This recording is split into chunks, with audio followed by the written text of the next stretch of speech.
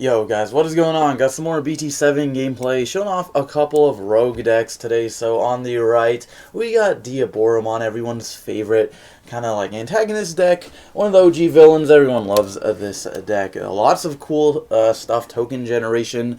You got the security attack plus a million Diaboromon that can swing a bunch of times. You got the blocker decoy combo as well. So there's a lot of really cool stuff you can do with this deck. So we're going to see the Diaboromon player Digivolve the Caramon, and then the Kurisarimon, which on Evolve you can play an Arata from your hand, and then you also get the inherited effect of just giving all your tokens Rush, or like all your Diaboromons Rush, which is pretty hilarious. I am playing a Greymon Tribal over on the left, one of my favorite fun decks to kind of play. I think it was fairly competitive back in the set 5 format, but now I think it's just a little bit too slow, so we're going to see me evolve the Star Deck Greymon on up into the BT7 Metal Greymon, who's got a pretty solid on-play effect, and then he's got a nice inherited where on when you delete something on your opponent's side of the field, you can gain a memory. So then I'm going to pass to my opponent. He'll play the Arata, pass turn.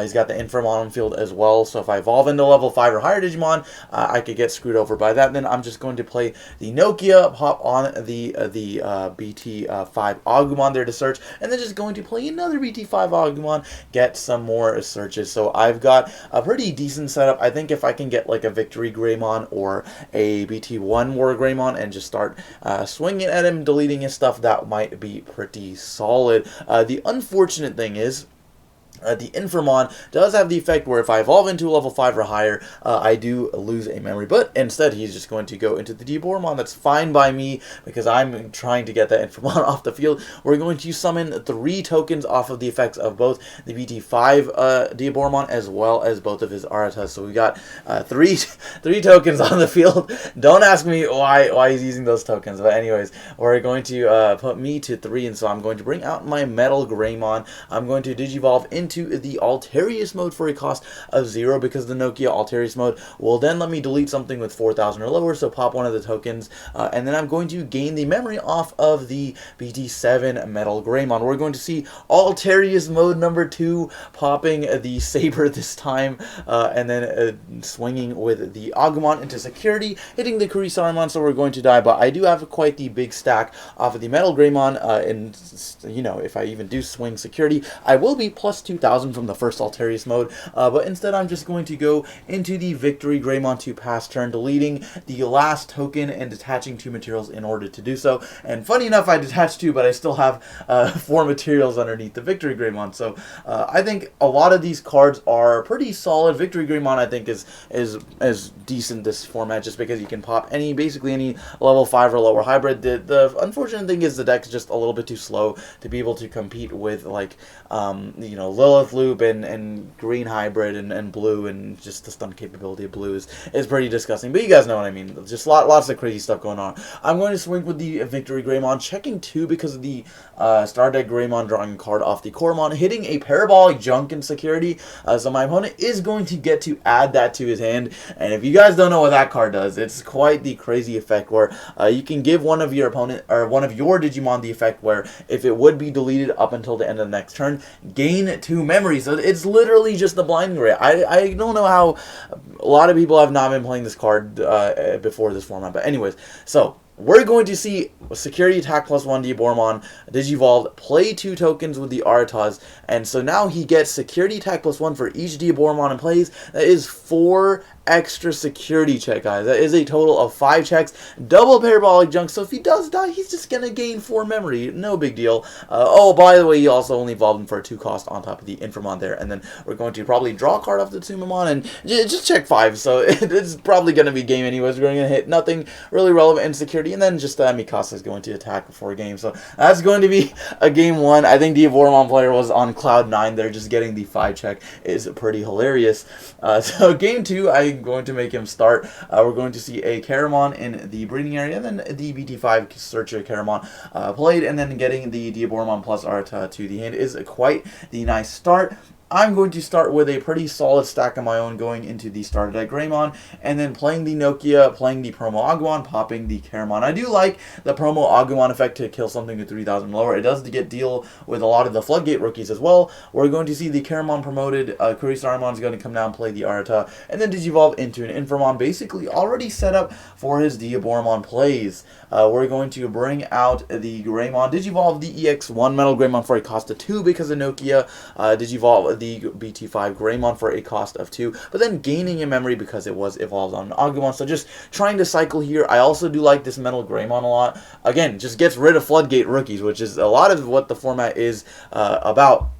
And then I'm just going to pass turn by Digivolving the Victory Greymon. Again, one of my homies right there. That was one of my favorite cards in the deck. Just being able to pop any 8,000 or lower is really, really solid. So we're putting Diaboromon back to square one. He's going to start with +1 memory because of the Arta, but then just Digivolve into the Caramon Kurisarimon, which, by the way, that Kurisarimon is a problem, guys. If you've got more than one way to summon a token, if you got like double Arta or like Arta plus like token generating Diaboromon, that's like +2 memory right there. So there can be some pretty crazy turns with that. We're just going to pass it over to me by playing the Kurisarimon. I'm going to swing for 2 checks at 12,000, drawing a card off the Koromon. I believe I did just draw into the Agumon there, which is pretty nice. Going to Digivolve that, and then hit into the security attack Greymon. We are not stopping here. We are going full aggro on the Diaboromon deck, and especially because he doesn't have a memory tamer available to him right now, I do think that is going to be game. Now, I believe he didn't gain a memory after Arta here. Not sure it would have really mattered, but did just want to point that out. We're just going to swing security and play Kurisarimon number 2, and I'm probably just going to be able to swing for a game because he's only got 3 security left. I'm going to check the first card with the Greymon, and then also the Victory Greymon does have security attack +1, so then we can just swing for the last 2, assuming there's nothing in there like an Iron Fisted Ulti Flare. Yep, and then we're just going to swing for a game with the second Greymon there. So then game number 3, that was a pretty quick one. I'm going to start hatch the Koromon, Digivolve into the Agumon, and then a Goonimon, which is not ideal at all. Usually only play 1 or 2 Goonimons in the deck, so you really don't want to see him early on. You really just want to hold him on until you can get like a Tire Marcus set up and then just go for a game with him. But anyways, we're just going to see the opponent Digivolve Kurisarimon breeding and plus Kurisarimon in the main battle area. Searching a card, no Arto, which is a little bit unfortunate. We're just going to take another Kurisarimon, sorry, I keep saying Kurisarimon, Caramon. You guys know what I mean. The unidentified rookie, and then we're just going to take another Caramon. I'm just going to Digivolve Metal Greymon, bring him out, because I don't really fear any removal cards from this deck. We haven't seen an Ulti Flare or an Iron Fisted, so I don't think that's really going to come down. We're going to see our opponent evolve a Grumblemon, which is unfortunate. It seems like he had the same problem as us, but then we're going to Digivolve the Kurisarimon this time because he does get the free plus by playing an Arata onto the field. So that is really nice, definitely setting up with your tamer, basically. You don't really play memory tamers in the deck, I don't think. Usually just play like 4 copies of Arata. We're going to go ahead and delete the Kurisarimon on field because of the Metal Greymon, because he does have the effect where if you swing into security and you're, you know, attacking a player, basically, you get to delete something with 4,000 or lower, which is a pretty decent threshold. As you saw, the Kurisarimon was 4,000, which is kind of low for a champion, but it does come up sometimes. We're going to possibly see the Infamon Digivolve. We're going to see the Warp Infamon Digivolve for a cost of 3, and then the Blocker Diaboromon possibly Digivolved on top of him. The Diaboromon from EX1 is pretty nice. Not only does he give all of your Diaboromon's blocker, but he does also have a cool security effect where in security, if you do run into him, you get to just spawn a token for free. And then we're going to suspend the Arta to use his effect to be able to play a token. This time I believe that is a Mikasa on the field, and both Diaboromons are blockers. That is a little bit unfortunate because that does include the main one. So if I swing with the Metal Greymon, try to kill the Mikasa there, we're just going to you know, run into the blocker Diaboromon. But anyways, I'm just going to Guy Force to get it out of the way and put my opponent to 6. But then of course he does have the on deletion effect from the Infamon to just play another another token, which is a little bit concerning, especially if he's got like an Armageddonmon, which funnily enough does stop like my Omnimons and stuff from using their effects. That usually doesn't really come up, but in this scenario where I am playing a deck that does play level 7s with on Digivolve effects, that is actually pretty relevant. So my opponent is going to Parabolic Junk one of the tokens, run into security, it will die, and then just gaining 2 memory for free, guys. Parabolic Junk is quite the crazy card. I think I first saw it where, like, in Digifest, where people were side decking it against, like, the purple matchup, because if your opponent went into, like, Rebellion and you were playing with Diaboromon / X Antibody, you could just Parabolic Junk. If they end up deleting your guy, you just gain 2 memory and then maybe proc an Analog Youth or something. So lots of cool combos. We're just going to see the Kurisarimon Digivolve on top of the Caramon there for a cost of 2, going down to 3 memory, going to Infirmon for a cost of 3, and then possibly just another blocker Diaboromon, or maybe the token spawning one. But no, we're just going to summon another blocker, getting another token, and then gaining a memory off of the Kurisarimon. But of course, I'm going to start at 3 because of Marcus. So I managed to Gaia Force 1 Diaboromon, and now we're just dealing with 3. So all of them are blocker. I believe the tokens are still only 3,000, but we do have to deal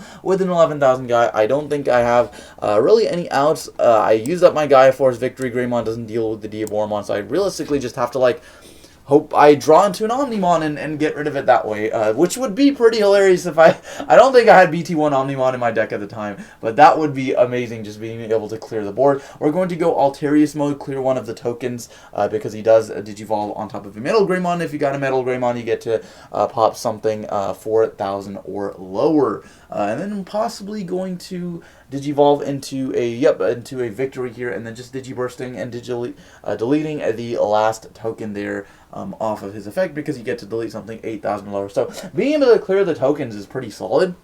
But the problem is, I can't really get rid of, like, the actual issue here, which is the Diaboromon himself. We're just going to promote the Caramon. Nope, instead we're just actually going to keep it in the breeding area, I guess. Yeah, might as well just build up into your like second Diaboromon. If he's got the security attack Diaboromon, that could be a really good finisher here. I think what you do in Diaboromon is you just stall out with the blockers, and then once you've got your security attack boost, you can just 5-check them and then just go for game. We're going to swing security with the BT5 Agumon, hitting a Kurisarimon into security, and here I think I've got a Lightning Joust in my hand. I've got some other option cards. I probably should have just used the Lightning Joust here because I believe I am at, oh, actually no, because you have to be at lower, equal or lower security. So I think my security was higher because my opponent is down to 1 or 2. He's down to 2 right now, so probably wouldn't have been able to do that. But I'm just going to play a Nokia for 3, revealing the Agumon, and then playing that, adding a BT5 Greymon, which is a nice combo because now I can just basically evolve it for free. You can reduce the cost by 1, making it a 1 cost, but then you just gain the memory back, making it a 0 cost essentially, which is pretty nice for a champion, just being able to cycle cards and now getting another Greymon on field. The problem is, again, the Diaboromon just prevents me from doing anything really. I'm just going to get some more searches. You might as well just go wide because I know he's not playing Multi-Flare. I'm just going to grab the Greymon. However, if we see like a Parabolic Junk combo or a Diaboromon hit the board, that is probably going to be GG. So the Infirmon, or sorry, the Kurisarimon is going to come out, which by the way will give all the tokens rush. So we're going to see the Infirmon Digivolve for a cost of 2, and then possibly a Diaboromon here because I do believe he's got the yeah, so we're going to see Diaboromon Digivolve for a cost of 3, and then we're going to play 2 of the tokens, suspending both of them. And then gaining, drawing some cards off the Caramon, and then gaining the 2 memory back off of the Kurisarimon, which is just absolutely disgusting. So we got 5 tokens, 5 Diaboromons here. Everything can attack because the tokens have rush, and I have absolutely no way of stopping this because I got no blockers. Realistically, all we can hope for is like a Gaia Force or something in security, but we're just going to start swinging with the tokens, and that is going to be game, guys. That is going to be the Diaboromon versus Greymon Treble. If you did enjoy this match, let me know. I think Diaboromon is a pretty solid pick for the meta, but let me know what you think down in the comments. But thank you guys for watching so much, and we will see you next time.